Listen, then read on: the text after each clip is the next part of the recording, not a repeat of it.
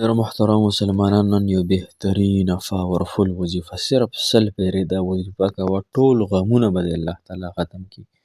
د دنیا څومره غمونه دي که نه، هغه به دې الله تعالی ختم کړي. ته بس د الله تعالی نه غواړه مه، لاسونه مه پورته کوه، دوا مه غواړه، چې څه غواړې هغه به راته فوراً میلاویږي او اسانه ده.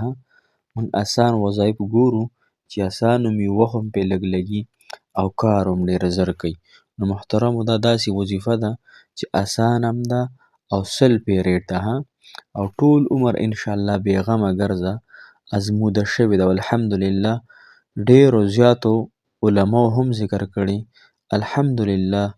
زما بې پخپله ډېر زیات یقین دی په دې وظیفه باندې او الحمدلله زه هم ډېره پابندۍ سره کوم. کله کله خطأً قضا شي لیکن ډېره زیات الحمدلله ضرور یې کوم.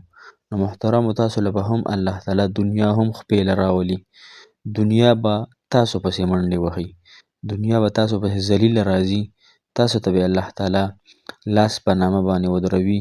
نو کوم مسلمانان چې غواړي چې دا وظیفه زه کول غواړم، نو هغوی ته اجازت دی انشاءالله چې دا په ټول عمر کې دا وظیفه بس خپله یو سبق جوړ کړئ، خپله یو مشغله یې جوړه کړئ. انشاءالله دا یو اسم اعظم دی.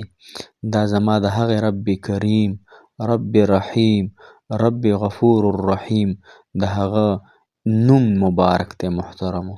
او انشاءالله چې تاسو شروع کړله که نه، نو تاسو ته په خپله ضرور پته ولګي. خو دې کې به یو خبره ډېره د لحاظ قابله وي، هغه ده چې دا به ډېره پابندۍ سره کوي. مطلب دا چې دا به تاسو پرېږدئ نه، قضایي به پکې نه راولئ.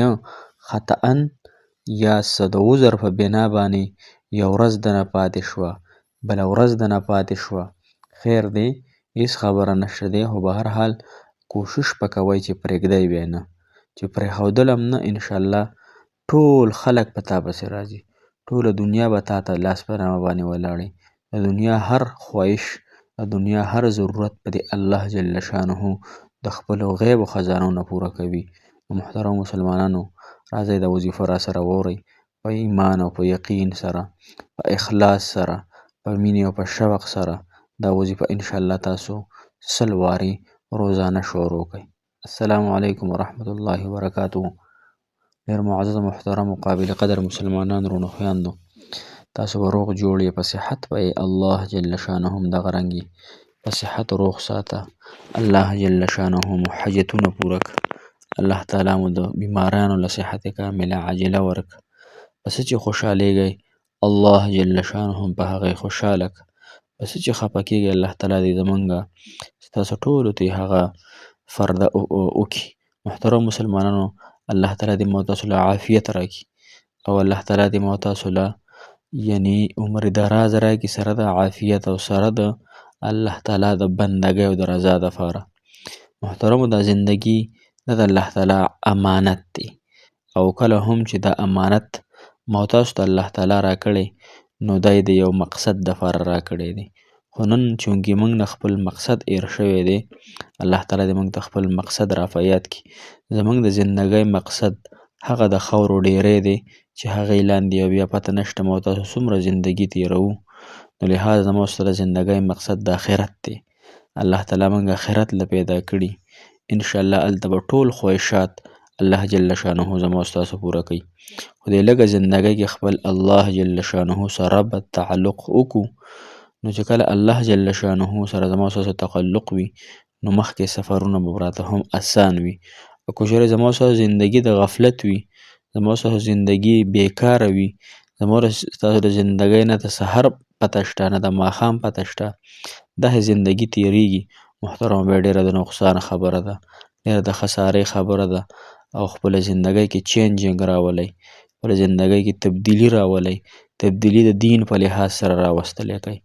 محترمه دنیا خو الله تعالی په چاله په ډېره ورکړي، چاله لږه ورکړي، خو دنیا زموږ مقصود ګورئ نه ده.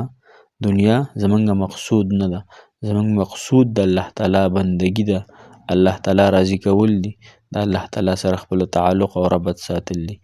محترمو نن موږ یو وظیفه بهترینه ستاسو دپاره راوړې ده، انشاءالله ازموده شوې ده، الحمدلله زما په خپل عمل کې موجوده ده، زه روزانه انشاءالله کومه.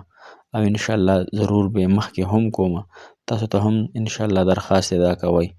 وظیفه د مازدیګر مونځ نه پس ته د مازدیګر مونځ نه پس صرف 100 پیرې روزانه د مازدیګر مونځ نه پس 100 پیرې او ان شاء الله چې څه غواړئ هغه به درته میلاویږي. ټول عمر به بېغمه ګرځئ ان شاء الله. وظیفه محترم مسلمانانو د یا وهابو ده.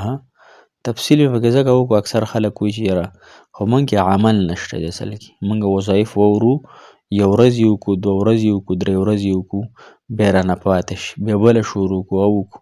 محترمو کوم چې دغه وظایف وي نو دا په پابندۍ سره کوئ روزانه.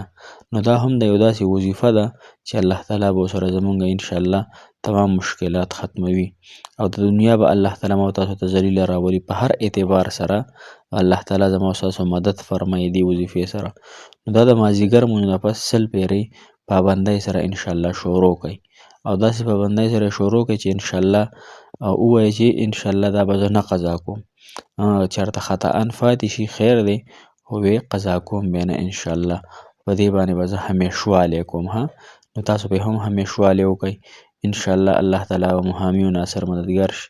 الله تعالی به مو ورسره حاجتونه مشکلات پریشانۍ ختم کړي. مازدیګر مونځ نه پس 100 پیرې یا وهابو پابندۍ سره الله جل شانه هم خوشحاله و باد ساته. الله تعالی مو